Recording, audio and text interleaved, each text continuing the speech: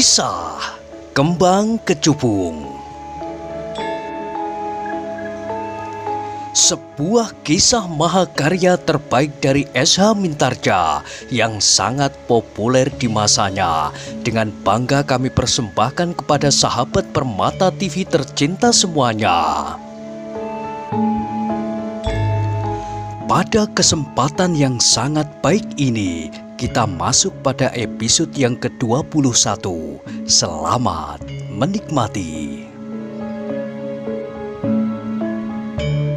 Dalam kisah sebelumnya diceritakan, karena itu maka betapapun Raga Jati mengerahkan kemampuannya, namun Jala Wajah masih saja tetap mampu mengimbanginya.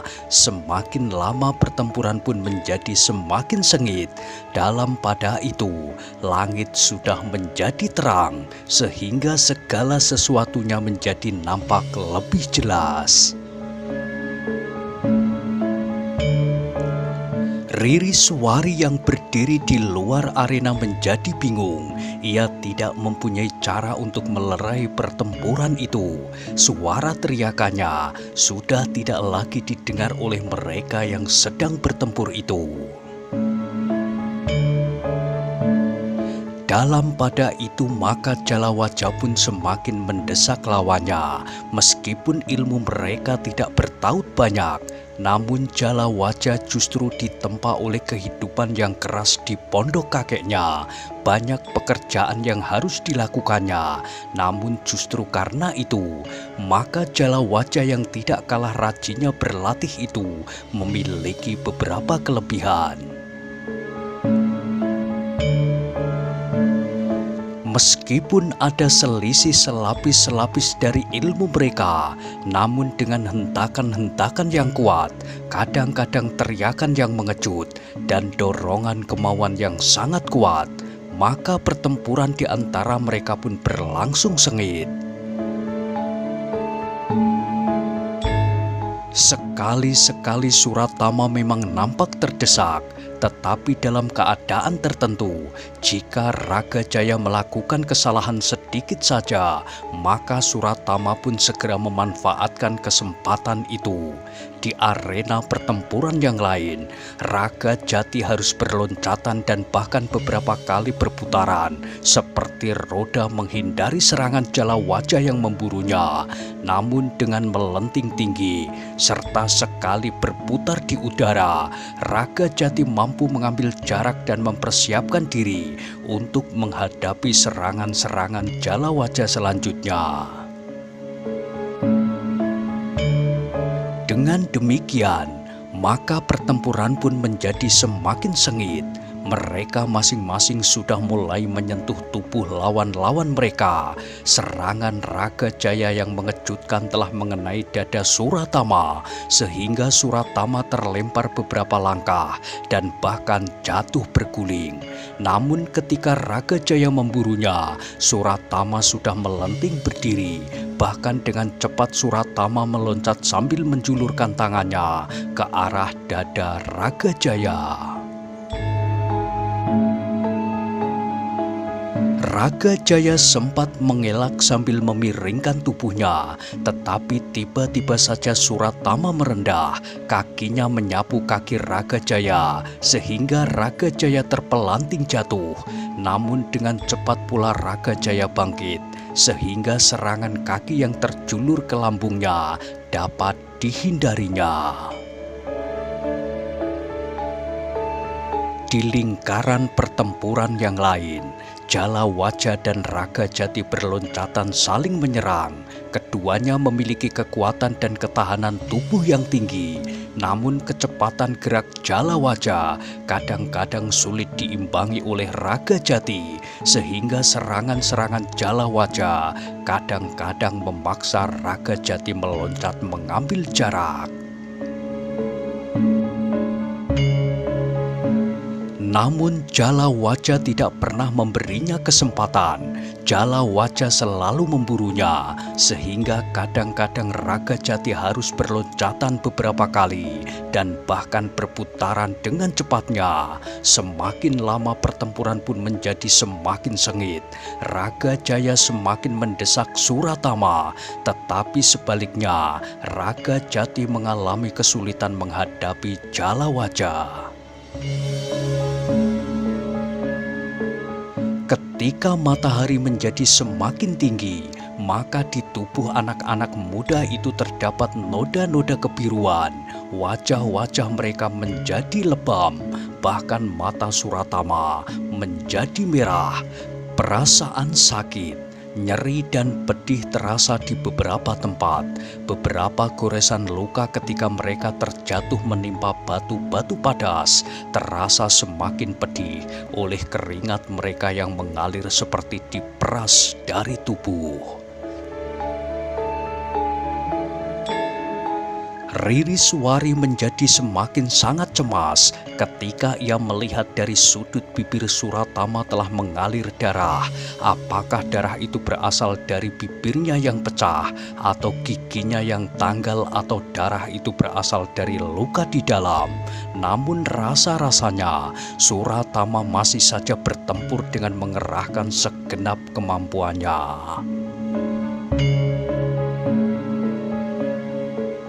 Dalam keadaan yang semakin gawat, ketika tubuh mereka yang bertempur menjadi semakin nyeri di mana-mana, serta keringat mereka bagaikan diperas dari tubuh, maka terasa angin semilir berhembus, semakin lama menjadi semakin kencang.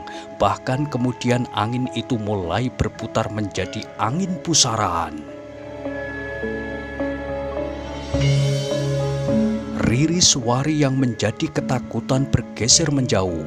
Angin yang berputar itu bahkan terasa telah memanasi udara di siang hari yang terik.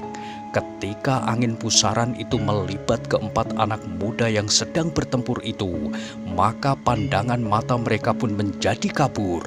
Mereka terpaksa memejamkan mata mereka karena angin pusaran itu telah membuat dedaunan dan rumput-rumput kering serta debu yang kelabu berputaran terangkat terbang semakin tinggi. Dengan demikian, maka pertempuran itu pun berhenti dengan sendirinya.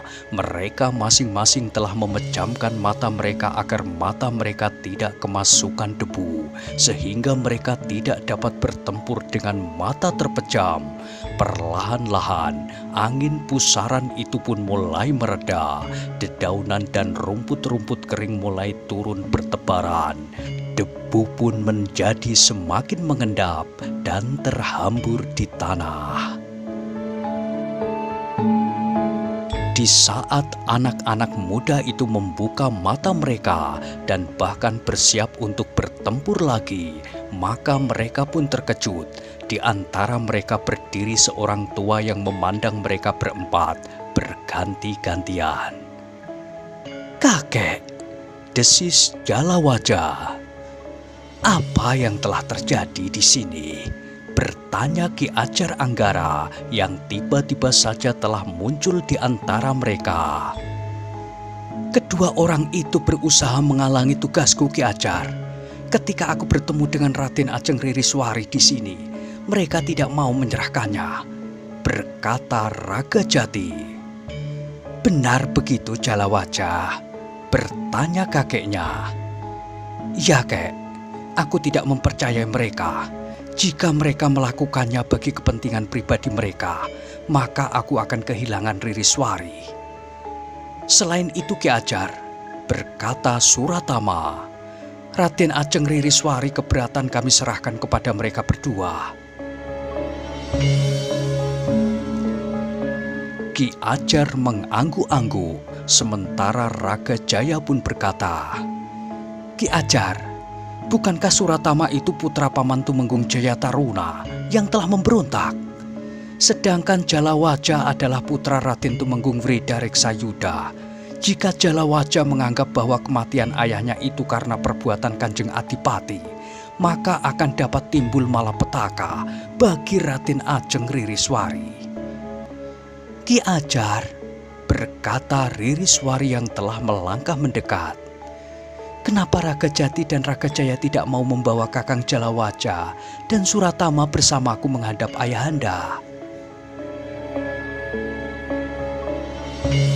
Aku sudah mendapat perintah bahwa tidak seorang pun, saya ulangi, tidak seorang pun yang boleh mengetahui di mana Kanjeng Adipati itu sekarang berada. Ki Ajar tersenyum, sementara Ririswari berkata, "Tetapi, apakah aku juga tidak boleh tahu di mana ayah berada?" Bukankah sudah aku katakan Raden Ajeng, bahwa kami berdua akan membawa Raden Ajeng kepada ayahanda, tetapi tidak dengan kedua orang itu. Kalian telah dibelit oleh kesalahpahaman. Aku mengerti sekarang bahwa kalian semuanya tidak bersalah. Kalian semua benar, dinilai dari sisi pandang kalian masing-masing. Keempat orang anak muda itu terdiam. Nah, sekarang semuanya ikut aku. Kita pergi menghadap Kanjeng Adipati Sendang Arum. Kau juga dapat ikut bersama kami Suratama. Tetapi kau tidak boleh menemui ayahmu sebelum segala-galanya menjadi terang. Kau tahu kenapa aku telah membuat ketentuan seperti itu? Aku mengerti Ki Ajar. Aku adalah anak Tumenggung Jaya Taruna yang telah memberontak. Ya, aku pun nanti ingin tahu kenapa kau dan Jalawaja tiba-tiba saja bersama-sama telah membawa Raden Ajeng Ririswari. Aku mempercayai Suratama Ki Ajar, berkata Ririswari. Meskipun ia putra Paman Tumenggung Jaya Taruna, tetapi ia mempunyai sikap yang lain. Syukurlah. Tetapi kita memang harus berhati-hati dalam keadaan yang gawat seperti ini. Kita akan pergi kemana, Eyang? Bertanya Jalawaja. Ki Ajar Anggara tersenyum, katanya, "Marilah, ikuti aku saja. Marilah Raden Ajeng." Keenam orang itu pun kemudian telah bergerak meneruskan perjalanan. Kaki Ririswari masih terasa sakit sehingga gadis itu berjalan sangat lamban. Tetapi Ki Ajar Anggara tidak memaksanya berjalan lebih cepat lagi.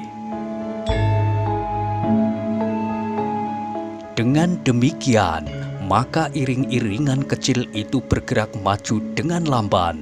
Sementara itu matahari pun telah melampaui puncak langit, sehingga panasnya bagaikan membakar ubun-ubun. Beberapa kali mereka harus berhenti, bahkan kadang-kadang Raden Ajeng Ririswari telah membenamkan kakinya di aliran parit di pinggir jalan. Direndamnya kakinya untuk beberapa lama sebelum mereka harus melanjutkan perjalanan lagi. Namun meskipun lambat, akhirnya mereka pun menelusuri jalan setapak yang langsung menuju ke pondok Ki Ajar Anggara. "Apakah kita akan pulang, Eyang?" "Ya." "Lalu bagaimana dengan Ririswari? Apakah Ririswari akan kita bawa pulang?" "Ya, Jalawaja." "Bagaimana dengan Paman Adipati?" "Pamanmu Adipati Sendang Arum berada di rumah kita, Jalawaja." "Paman Adipati ada di rumah kita?" "Iya." Wajah Jalawaja menjadi tegang. Sementara itu Ririswari pun bertanya, "Kau masih mendendam kepada ayah? Kau masih menganggap bahwa ayahkulah yang telah membunuh ayahmu?" Jalawaja tidak menjawab. Namun Ki Ajar Anggaralah yang menjawab, "Kau tidak boleh berprasangka buruk seperti itu, Jalawaja. Tuduhan itu harus dibuktikan. Seandainya terlanjur terjadi sesuatu dengan Kanjeng Adipati, tetapi ternyata Kanjeng Adipati tidak bersalah. Jalawaja tidak menjawab, sementara Ki Ajar pun berkata pula, seperti Ki Tumenggung Jaya Taruna yang telah terlanjur memberontak dengan mempengaruhi rakyat dan prajurit. Ki Tumenggung menghasut prajurit dan rakyat Sendang Arum untuk menggulingkan kekuasaan Kanjeng Adipati dengan alasan bahwa Kanjeng Adipati telah berbuat sewenang-wenang. Kanjeng Adipati telah berbuat bengis dengan membunuh saudara sepupunya sendiri. Jika benar Kanjeng Adipati membunuh Raden Tumenggung Wredareksayuda, apakah sebenarnya yang diinginkannya? Jalawaja tertunduk. Dengar Jalawaja, ada cerita yang sangat menarik yang dikatakan oleh Ki Tumenggung Reksa bahwa salah satu alasan kenapa Kanjeng Adipati itu membunuh Raden Tumenggung Wredareksayuda adalah karena Kanjeng Adipati menginginkan jandanya. Ki Ajar, potong Ririswari, apakah itu benar? Tentu tidak, Raden Ajeng. Jalawaja tentu tahu pasti bahwa itu tidak benar. Jalawaja tentu tahu bahwa yang dikatakan oleh Rara Miranti itu adalah omong kosong. Kakang, desis Ririswari, Miranti adalah seorang pembohong, Riris. Maksudmu Bibi Reksayuda? Iya, bukankah kau juga mengenal Miranti sebelumnya? Iya, aku kenal Miranti, tetapi Miranti sangat membenciku tanpa aku ketahui sebabnya. Jalawaja mengangguk-angguk, katanya, Eyang, justru setelah aku mendengar bahwa salah satu tuduhan terhadap Kanjeng Adipati adalah keinginan Kanjeng Adipati untuk memiliki jandanya, maka aku menjadi yakin bahwa bukan Kanjeng Adipati yang sudah membunuh ayahku itu. Ririswari menundukkan wajahnya, di luar sadarnya tangannya mengusap titik-titik air yang mengembun di matanya, bahkan kemudian terdengar isaknya yang tertahan. Riris, kenapa kau menangis? Apakah ayahanda benar-benar sudah melupakan ibunda? Tanah di makam ibunda masih basah oleh embun dan air mata. Sekarang ayah sudah berniat untuk mencari gantinya, bahkan dengan membunuh Uwak Tumenggung Reksayuda. Tidak, Riris, itu tidak terjadi. Tuduhan itu dilontarkan oleh orang-orang yang sengaja memfitnah ayahandamu. Jika tidak ada api, apakah akan ada asapnya? Bukan asap yang mengepul di udara, tetapi debu yang sengaja dihambur-hamburkan untuk menjelekkan nama ayahandamu. Dengan demikian, maka mereka berusaha meyakinkan para prajurit dan rakyat Sendang Arum agar mereka mendukung pemberontakan yang dilakukan oleh Miranti yang telah berhasil mendapat sebutan Raden Ayu Reksayuda. Kau yakin itu, Kakang? Bertanya Ririswari. Aku yakin, Riris. Ketika Kakang yakin bahwa ayahandalah yang membunuh Uwak Reksayuda, apakah Kakang juga sudah mendengar celoteh tentang niat ayah untuk mengambil janda Uwak Reksayuda? Tidak, aku belum mendengar. Jika aku sudah mendengar kabar itu, maka aku justru meyakini bahwa Paman Adipati tidak membunuh ayah dengan cara apapun juga. Ririswari mengusap matanya yang basah dengan lengan bajunya. Sudahlah, marilah kita teruskan perjalanan ini, berkata Ki Ajar Anggara. Lalu katanya pula, semula hanya Anggeraga Jati dan Anggeraga Jaya sajalah yang mendapat perintah untuk mencari Raden Ajeng Ririswari. Tetapi hatiku merasa tidak tenang. Karena itu, aku pun pergi menyusul mereka berdua. Untunglah bahwa aku tidak terlambat. Namun ketika mereka meneruskan perjalanan, tiba-tiba Suratama pun berkata, "Ki Ajar, apakah aku dapat meneruskan perjalanan ini? Kenapa? Apakah aku pantas menghadap Kanjeng Adipati? Apapun alasannya, aku adalah anak seorang pemberontak yang bahkan telah berhasil menyingkirkan Kanjeng Adipati dari dalam kadipaten. Yang memberontak adalah ayahmu, Nger, bukan kau. Tetapi aku adalah anak Tumenggung yang memberontak itu, Ki Ajar. Biasanya orang mengatakan bahwa air itu akan mengalir ke tempat yang lebih rendah, sehingga kejahatan yang dilakukan oleh orang tua akan menyentuh anaknya pula. Tidak seluruhnya benar, Suratama.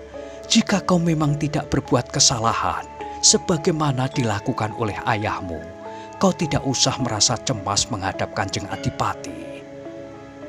Kemarahan Kanjeng Adipati kepada ayah akan dapat tertumpah kepadaku. Tidak, jangan cemas. Kanjeng Adipati bukan seorang pendendam. Ia tidak akan melimpahkan kesalahan seseorang kepada orang lain. Yang bersalah adalah orang yang bersalah. Yang tidak bersalah tidak akan terpercik oleh kesalahan itu." Suratama termangu-mangu sejenak, sementara Jalawatjalah yang telah tersentuh oleh kata-kata kakeknya itu, kemarahan dan dendamnya kepada Kanjeng Adipati ingin ditumpahkannya kepada anak perempuannya yang tidak tahu apa-apa. Seandainya Ririswari tidak sejak sebelumnya telah menarik hatinya, seandainya anak Kanjeng Adipati itu orang lain, seorang gadis yang tidak cantik, atau seorang remaja laki-laki, apakah ia benar-benar telah membunuhnya? Jika itu terjadi, maka Jalawatja telah bersalah ganda. Ia telah membunuh orang yang tidak tahu apa-apa dan sama sekali tidak bersalah. Kemudian ternyata pula bahwa Kanjeng Adipati itu sendiri tidak bersalah. Rasa-rasanya Jalawatja ingin berteriak menyesali perbuatannya itu. Ia telah membuat Ririswari menderita, kakinya terluka dan hatinya pun telah terluka pula. Bahkan agaknya terasa lebih parah daripada luka di wadaknya. Tetapi Jalawatja masih menahan diri. Tetapi ia berjanji di dalam hatinya bahwa ia harus minta maaf 1000 kali kepada Ririswari dan kepada Kanjeng Adipati Sendang Arum. Namun agaknya Suratama masih saja ragu-ragu, sehingga Ririswarilah yang berkata, "Suratama, aku akan bersaksi bahwa kau tidak bersalah, bahwa kau berniat baik ketika kau menyusulku. Ayah tentu akan mempercayainya." "Apakah benar begitu, Raden Ajeng?" "Aku menjadi jaminannya, Suratama. Jika ayah akan menghukummu, maka akulah yang akan menyandang hukuman itu. Meskipun itu tidak mungkin, tetapi aku percaya bahwa Raden Ajeng berniat menolongku. Terima kasih, Raden Ajeng." "Nah, marilah. Kanjeng Adipati tentu menunggu dengan hati yang cemas." Mereka pun segera meneruskan perjalanan yang sudah tidak terlalu jauh lagi. Meskipun demikian, mereka tidak dapat berjalan lebih cepat. Jalawatja telah membuat sebuah telumpah dari celumpring yang sudah tua, yang sekedar dapat mengurangi pedih kaki Ririswari. Beberapa lama mereka saling berdiam diri. Di paling depan berjalan Ki Ajar Anggara. Kemudian Jalawatja membimbing Ririswari yang berjalan tertatih-tatih. Suratama dan yang di paling ujung adalah Ragajati dan Ragajaya. Keduanya tidak mengerti gejolak apa yang telah terjadi sebelum mereka datang menemukan Ririswari yang berjalan bersama Jalawatja dan Suratama. Hubungan mereka pun di Sendang Arum tidak begitu akrab dengan Suratama dan Jalawaja. Meskipun umur-umur mereka hampir sebaya, Raga Jati dan Raga Jaya memang tidak berada di tengah-tengah pergaulan para anak Tumenggung karena mereka berada di perguruan mereka. Perjalanan mereka tidak akan lama lagi. Mereka sudah berjalan di jalan yang memanjat naik menuju ke Pondok Ki Ajar Anggara yang berada di lereng bukit. Dalam pada itu di Sendang Arum telah terjadi kesibukan. Kanjeng Adipati Jayanegara dari Pucang Kembar telah datang dengan membawa prajurit segelar sepapan. Raden Ayu Reksayuda memang sudah memberitahukan kepada para pemimpin yang berada di bawah pengaruhnya bahwa ia telah minta bantuan kepada Adipati Pucang Kembar untuk menegakkan kedudukannya. Mereka hanya akan tinggal beberapa bulan saja di Sendang Arum. Jika segala sesuatunya sudah pasti, maka Kanjeng Adipati Jayanegara akan segera meninggalkan Sendang Arum. Ketika rencana itu diberitahukan kepada Ki Tumenggung Jayataruna, Ki Tumenggung Jayataruna sudah menyatakan keberatannya, tetapi Raden Ayu Reksayuda yang licin itu sempat mempengaruhi para pemimpin yang lain, sehingga akhirnya Ki Tumenggung Jayataruna tidak dapat menolaknya. Karena itulah, maka ketika para prajurit itu benar-benar datang, maka Sendang Arum sudah menyediakan beberapa buah rumah yang besar yang telah disiapkan untuk menjadi barak para prajurit dari Pucang Kembar. Setelah para prajurit itu mapan di barak mereka masing-masing, maka Raden Ayu Reksayuda telah menerima Kanjeng Adipati Jayanegara di dalam kadipaten. "Baru hari ini kami tiba, Kang Mbok," berkata Kanjeng Adipati Jayanegara. "Aku mengerti, Dimas. Sebagai seorang adipati, Dimas tentu sangat sibuk. Karena itu maka persoalan Sendang Arum adalah persoalan yang akan diperhatikan nanti-nanti saja, atau besok atau lusa, atau kapan saja jika sudah sempat." "Bukan begitu, Kang Mbok. Bagiku Sendang Arum selalu mendapat perhatian yang pertama." "Hanya Kadipaten Sendang Arum?"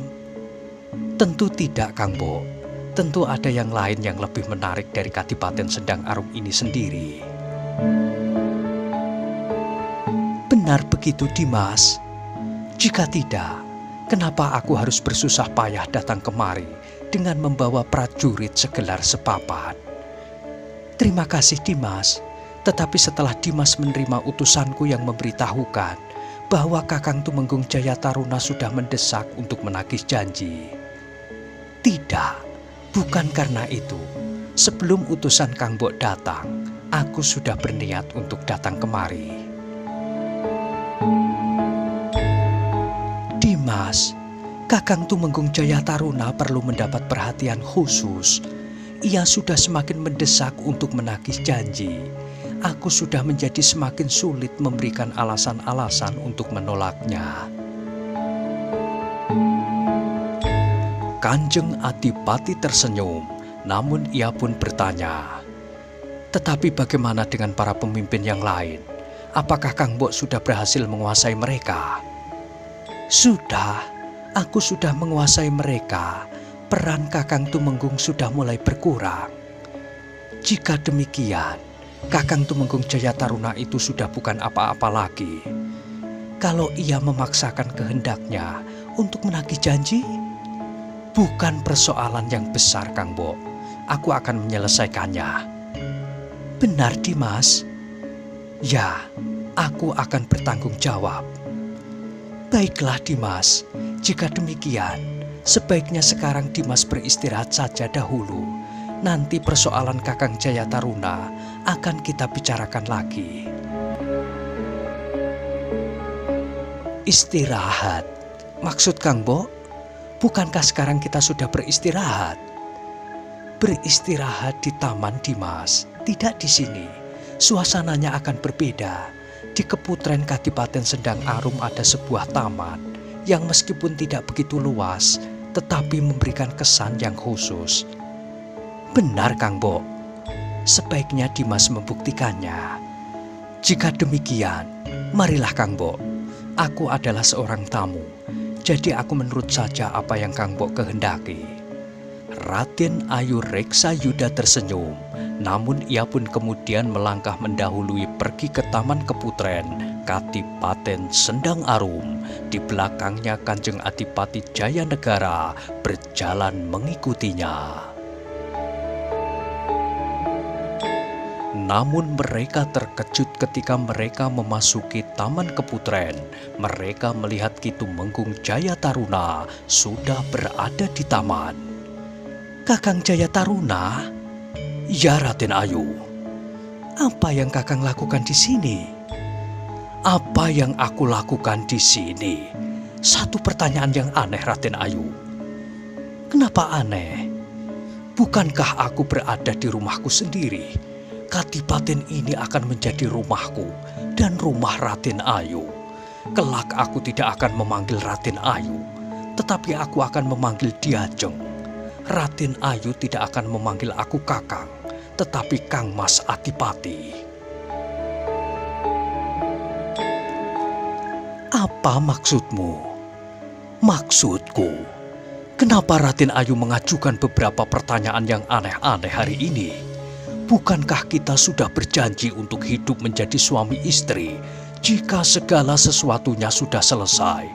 Bukankah sudah waktunya aku menagih janji Raden Ayu itu? Tidak, waktunya masih jauh. Kakang Jalawaja dan Ririswari masih belum tertangkap. Keduanya tidak akan tertangkap. Raden Ayu sudah memerintahkan sekelompok prajurit untuk memburu mereka, membunuhnya dan menguburnya di tempat yang jauh dan terpencil. Dengan demikian, maka mereka tidak akan pernah tertangkap. Apakah dengan demikian, aku tidak akan pernah menagih janji? Apakah dengan demikian, Raden Ayu tidak akan pernah menjadi istriku? Tidak, Kakang. Aku tetap pada janji yang sudah kita buat. Kita harus menyelesaikan tugas kita, baru kita dapat memetik hasilnya. Jika tidak, maka para prajurit dan rakyat Sendang Arum akan menilai perbuatan kita. Ki Tumenggung Jaya Taruna tertawa. Katanya, Raden Ayu menganggap aku seperti anak-anak saja. Kenapa Kakang berpendapat demikian? Tidak, Raden Ayu. Aku tidak mau menunggu lebih lama lagi. Aku mau sekarang Raden Ayu menjadi istriku. Sekarang. Jangan kehilangan akal, Kakang. Raden Ayu mengira bahwa aku tidak tahu apa yang Raden Ayu bicarakan dengan Kanjeng Adipati Jayanegara di ruang dalam. Aku mendengarkan Raden Ayu. Aku mengambil kesimpulan bahwa Raden Ayu akan mengkhianatiku. Kakang, kenapa Kakang berkata begitu? Raden Ayu tidak usah ingkar. Sudahlah Kang Bo, biarlah kita berterus terang. Berterus terang tentang apa, Dimas? Tentang Kakang Tumenggung Jaya Taruna. Terus terang bagaimana menurut pendapat Dimas? Kita tidak memerlukannya lagi. Raden Ayu Reksa Yuda menarik nafas panjang. Sementara itu, dengan nada tinggi Ki Tumenggung Jaya Taruna bertanya, "Apa maksud Kanjeng Adipati?" Nah, bagaimanakah kisah selanjutnya? Silahkan ikuti terus kisah Kembang Kecubung pada episode berikutnya. Sampai jumpa.